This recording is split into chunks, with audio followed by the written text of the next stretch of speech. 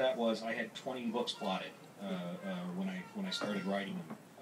After my teacher said the first one was gonna, she thought it would sell. I said, well, I've kind of got an idea for this story. It'd take about 20 books. You think that would be okay? And she gives me this very dry look and says, yeah, I think if you can sell the 20-book series, you'll be doing fine. And not realizing at the time how impossible that was going to be to sell a 20-book series to somebody, I went ahead and did it. So, you know, I've been very fortunate in my stupidity, professionally speaking. Yeah. Okay, I'm aware my question's kind of cheating, but are we going to see more of Nicodemus and or Mavra? I know they're two completely different villains, and hopefully they never team up because that would be awful. But are we going to see more of Nicodemus or Mavra? Nicodemus will show up on schedule. And yeah, Mavra's not done yet either, but she eventually probably will be. And I'll leave that at that. The question was, is Nicodemus, where are we going to see Nicodemus or Mavra again? I said, if I talk any louder, you're going to start getting feedback, and that hurts my ear. The question was, when are we going to see Nicodemus and Mavra again? The answer was, Nicodemus will show up on schedule, which you can figure out if you stop to look at things, I think. And Mavra will show, and Mavra's story is also not yet done.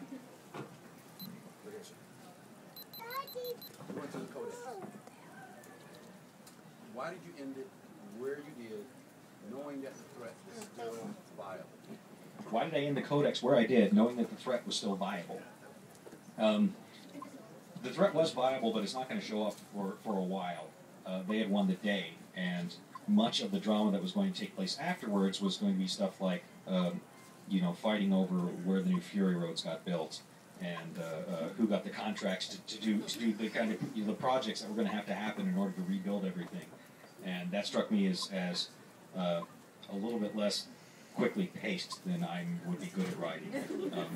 I need to blow things up, or everybody would be bored stiff with me. That said, if I do go back to the Alera books, which I may well do one day, it'll be a couple of generations in the future, after, you know, they've set up the university, after Tavi's radically altered the way that people use their Furies. It'll be a much steampunkier Alera if we do it like that. But that could still be fun there, because there's still going to be some characters who are alive. So. Let's see, right here. Yeah. I'd like to know, with 13 books, how do you organize your own lore? So when you're fact-checking yourself, how do you even accomplish it? Okay, with 13 books, how do I organize my own lore and fact-check myself, considering there's all stuff there? And the answer is A. The people in the Beta Foo reading group are really good at picking up on that stuff, particularly Priscilla. Yes, she's a machine. She's a giant of continuity. B, I go look on Wikipedia. No, I'm serious. You guys know this stuff far better than I do. And that's not even a joke, because, you know, when I write a book, by the time I'm finished with a book, I've seen 7 or 8 slightly different versions of that book. Plus, I have in my head all the versions I could have wrote and decided not to write for whatever reason. So I've got several possible versions to go along with all the slightly different versions, and my facts get muddled quickly. So, yeah, I go check Wikipedia, because you guys are more on top of it than I am. Right here. What was your motivation behind Curses, and where does it fit into the Dresden universe? What was my motivation behind Curses, and where does it fit into the Dresden universe? I wanted to write a story. about the Billy Goat curse that the Cubs have labored under for more than a century. Just because it was in the news that year. And where does it fall in the series? I think it falls right before Deadbeat, I think is where I put it. I'd have to go check my notes to be sure. But that's where it is. That's not in the side job. Where we... Yeah, that's the story that's not in Side Jobs. It's in the Naked City. Yeah, Naked City anthology. I'm going to put it in the next group of short stories, which I'll probably call, you know, being as original as I am, More Jobs. But there's going to be more short stories there, because there were a couple that got missed, and I want to have them all in anthology so that somebody can pick up one paper book, one paperback, and say, here, I've got them all. At the back, waving the book high in the air. Well, I was impressed with your endurance, that's all. What? Is Mac ever going to speak more than 10 words? It's Mac. It's Mac. Gosh, people. Ow, thank you for helping. He says, stop helping me. Is Mac ever going to speak more than 10 words? Not for a while. He's not a man of many words, as most truly dangerous people are. Let's see. Right here. You made mention earlier about you got a name for something, and it's something that always bugs me when I'm doing like role playing. How do you come up with names? And is there like a process, or you just go, Susan sounds good, we'll go with that? Something that starts with that. Yeah, how do I come up with names? Is there a process, or do I just come up with something? Yeah, first I say, can I name this character with an M? You know, is that even possible? Yes, no? All right, well, it's not. I guess I'll find a different name now. Sometimes I want there to be a meaning behind the name that is going to be significant to the character. Sometimes I don't. But for the most part, I just kind of drop them in there. If it's somebody I'm designing way ahead of time, like a major villain or something like that, then I will usually make the name significant to their character. Otherwise, no. I mean, I'll just grab a name. I've occasionally picked up a phone book and went, boop, boop, like that, pick 2 different names. It's like, that's the character's name. With the iPad in the air. How do you approach creating a new character when you create new characters? How do I approach creating new characters when I create new characters? So first I will say that is a fine turkey you've drawn there, sir. And second, the first thing you do is to figure out what the character wants and what he's going to be doing in the story. That is as a writer, that's the most critical portion of writing it, is you have to figure out what their motivation is. After that, I'll decide on details of their appearance and personality. I'll decide more or less what their capabilities are, and I'll sketch out kind of a brief. This is why they're doing what they're doing in the story, and then I'll save it on a file, and I'll be able to go back to it next time I see it. Right here. You said that you plan out things very far in advance. Did you have Maggie and her name and everything planned out, or was that just kind of thrown in? I mean, how far along is that? Did I have Maggie and her name planned out far in advance, or was she just thrown in? No, I had her planned out, which is why the scene in which she was conceived was actually included in the books instead of a fade to black. That and because somebody had bet me I couldn't write a plot-relevant bondage scene.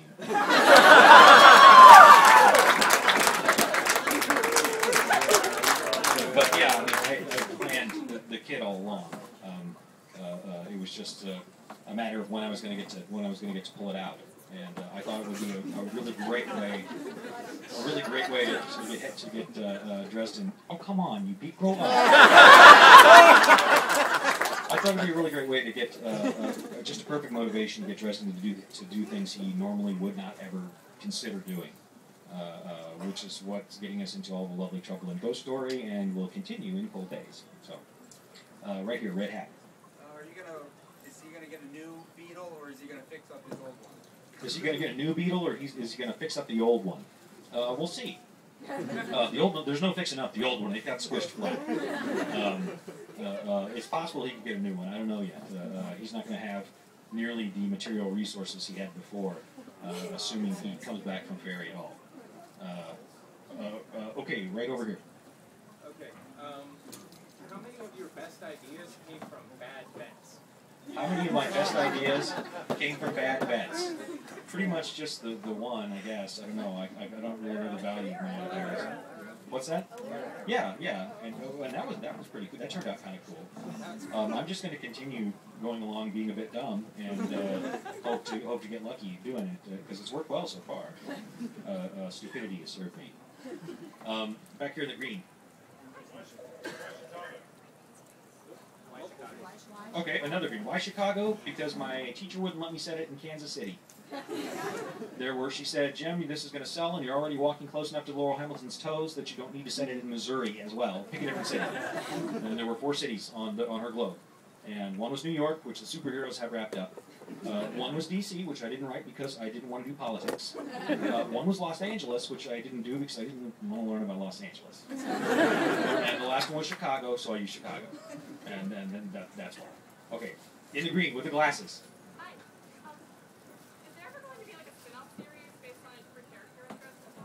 there ever be a spin-off series based on a different character in the Dresden Files? Excuse me. Will there ever be a spin-off series based on another character in the Dresden Files? Maybe. It could be. I have to, pay off my gambling debts or something someday. And there's all kinds of different people I could use who could do their own series. I'd actually considered doing a kind of a side project called the Dresden Contracts, which, I would set during the Dresden Files when I have these other people going out doing things. Kind of where Dresden more or less subcontracts them to help. Yeah. But I'm not sure yet at this point.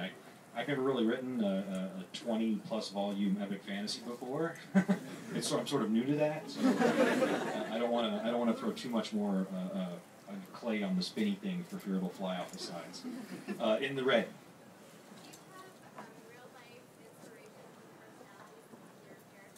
Do I have real-life inspirations for the personalities of my characters? Very few directly. I like the way that Rothfuss describes it. Is that one of the things that you do as a writer is you take a tiny piece from that person. Perhaps the way they say a certain phrase, or the way they talk, or the way they chew their gum, and you sort of use that as a seed crystal to germinate on your new character to help you build things around. So Patrick Rothfuss basically confessed